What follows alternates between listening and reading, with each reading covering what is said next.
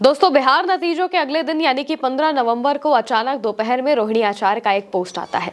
वो खुद को पार्टी और परिवार से अलग कर लेती हैं। फिर वो एयरपोर्ट पर नजर आती हैं। तब वो जो बात कहती हैं वो बिहार की राजनीति में बवाल मचा देता है। सबसे पहले आप उनका बयान सुनिए। मेरा कोई परिवार नहीं है। अब ये जाकर के आप संजय, रमेश, तेजस्वी यादव से पूछिए, मेरा कोई परिवार नहीं है। अब सवाल है कि नतीजों वाली शाम ऐसा क्या हुआ कि रोहिणी को गालियां दी गई, चप्पल उठाया गया, क्योंकि ये बात उन्होंने अपने बयान में दी है और साथ ही उन्होंने ये कहा कि अब मेरा कोई परिवार यहाँ पर नहीं है। एक एक बात बताएंगे आपको इस वीडियो में। दोस्तों, 14 नवंबर को एक तरफ जहां बिहार विधानसभा चुनाव के नतीजे आ रहे थे, वहीं लालू परिवार में सन्नाटा पसर गया था। सत्ता हासिल करने की सबसे बड़ी उम्मीदें राख में बदल चुकी थी। सभी लोग चुप थे, घर में सब थे। लालू, मीसा, रोहिणी और तेजस्वी के करीबी संजय के साथ साथ रमेश भी। हार किसकी वजह से हुई, सबके दिल में सवाल था, पर जुबान किसी की नहीं खुल रही थी।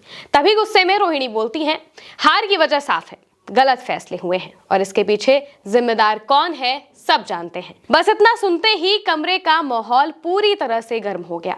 जिस बात को सब कहने से डर रहे थे वो अब तीर की तरह उड़कर कमरे में घूम रही थी। टेलीविजन स्क्रीन पर बिहार चुनाव की मतगणना के रुझान लगातार सामने दिख रहे थे। नतीजों में राजद एक के बाद एक सीटें हार रही थी।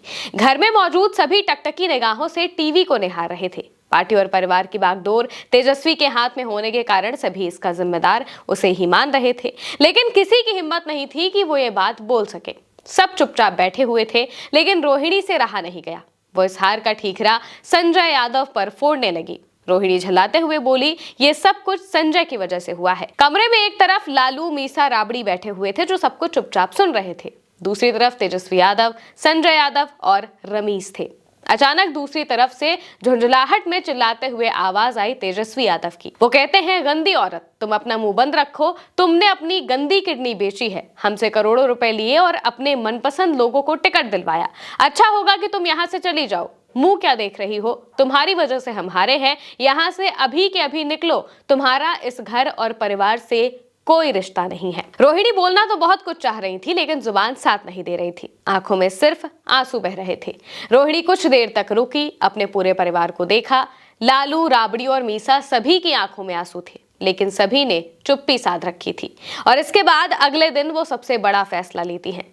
15 नवंबर की दोपहर 2:52 पर रोहिणी ने सोशल मीडिया एक्स पर पोस्ट कर लिखा, मैं अपनी राजनीति छोड़ रही हूं और अपने परिवार से नाता तोड़ रही हूं। संजय यादव और रमेश ने मुझसे यही करने को कहा था और मैं सारा दोष अपने ऊपर ले रही हूं। रोहिणी की पोस्ट के बाद ही राबड़ी आवास में हलचल और तेज हो गई।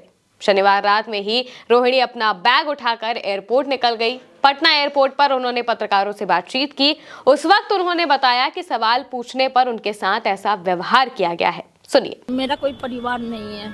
अब ये जाकर के आप संजय, रमेश, तेजस्वी यादव से पूछिए, मेरा कोई परिवार नहीं है। वही लोग निकाला है हमको परिवार से, क्योंकि रिस्पॉन्सिबिलिटी लेना नहीं है उनको। पूरा दुनिया बोल रहा है जो चाणक्य बनेगा, तो चाणक्य से आप सवाल पूछिएगा। जब कार्यकर्ता चाणक्य से सवाल कर रहा है, पूरा देश दुनिया सवाल कर रहा है कि पार्टी का ये ऐसा हाल क्यों हुआ। अब जब संजय और रमेश इन लोग का नाम लीजिए तो आपको घर से निकाल दिया जाएगा, आपको बदनाम किया जाएगा, आपको गाली दिलवाया जाएगा, आपके ऊपर चप्पल उठा करके मारा जाएगा। रोहिणी आचार्य ने एक्स पर 16 तारीख को एक बार फिर पोस्ट करते हुए लिखा, कल एक बेटी, एक बहन, एक शादीशुदा महिला, एक माँ को जलील किया गया, गंदी गालियां दी गई, मारने के लिए चप्पल उठाई गई।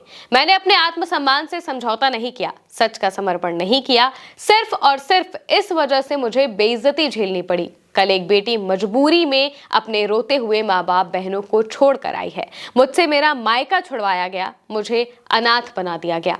आप सब मेरे रास्ते कभी ना चले, किसी घर में रोहिणी जैसी बेटी बहन पैदा ना हो। इसके बाद फिर रोहिणी जब दिखाई दी तो पत्रकारों ने उनसे सवाल किया और फिर उन्होंने बताया कि उनके माता पिता उस वक्त बहुत रो रहे थे।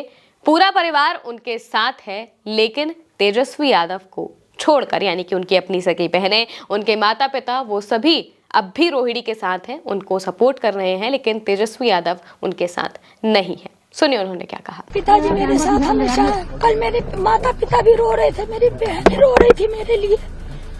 मुझे भगवान ने मुझे सौभाग्य दिया कि मुझे मेरे इस तरह के माता पिता मिले जो मेरा हर समय मेरा साथ दिए। मैंने सिर्फ अपने भाई को अपने घर से निकाला है। रोहिणी जी, मेरी अगला कदम बहनें, आपका क्या होगा? मेरे माता, मेरे पिता मेरे साथ हैं। दोस्तों, रोहिणी आचार के राबड़ी आवास छोड़ने के बाद उनकी 3 और बहनें रागिनी, राजलक्ष्मी और चंदा यादव भी दिल्ली रवाना हो गई। ये तीनों बहनें अपने परिवार और बच्चों के साथ चली गई हैं। अब राबड़ी आवास खाली हो गया है। घर में सिर्फ लालू, राबड़ी और तेजस्वी का परिवार रह गया है। तो दोस्तों, ये उस रात की कहानी है और उसके बाद की भी कहानी है। अभी तक तेजस्वी या फिर लालू परिवार के किसी और सदस्य की तरफ से इस मामले पर कुछ नहीं कहा गया है, लेकिन तेज प्रताप के बाद रोहिणी भी परिवार से अलग हो गई हैं।